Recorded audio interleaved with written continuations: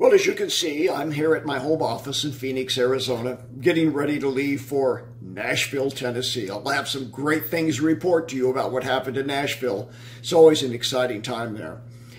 I don't often do movie reviews, but I do want to talk to you about a film that you must see. Paul, an Apostle of Christ. Perhaps you've already seen this film. It focuses on the latter days of Paul's life when he's in that dark dungeon in Rome, and also when he's under Nero's house arrest. We see his life through the eyes of Luke, and he's gathering information from which he will write the book of Acts. It's a great movie.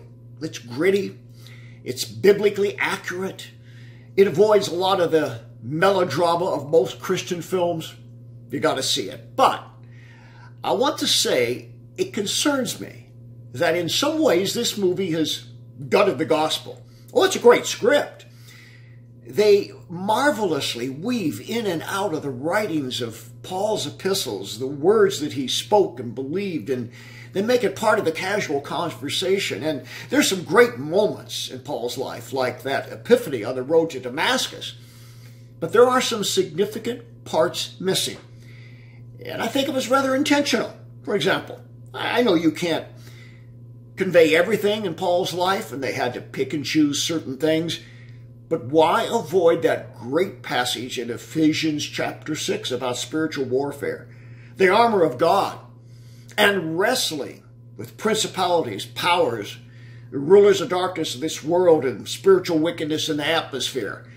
And what about Paul's thorn in the flesh? It's not mentioned.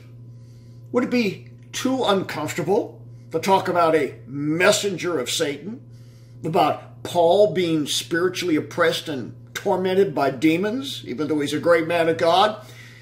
What about Acts chapter 16, when Paul faced that young damsel who was a psychic, fortune teller, medium, a witch, and cast demons out of her? Paul, an exorcist?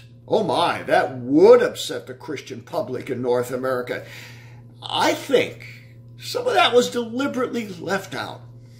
Perhaps there were too many people with a cessationist view of the Word of God and the miracles of Christ and the gifts of His Spirit operating in the age in which we live.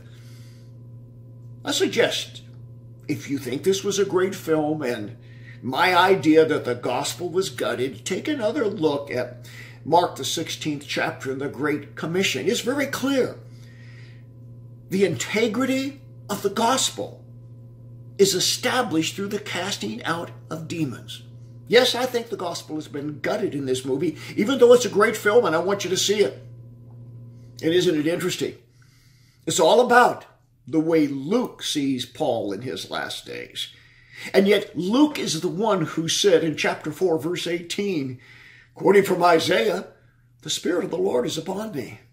He has sent me to heal the brokenhearted and to set free those who are captive."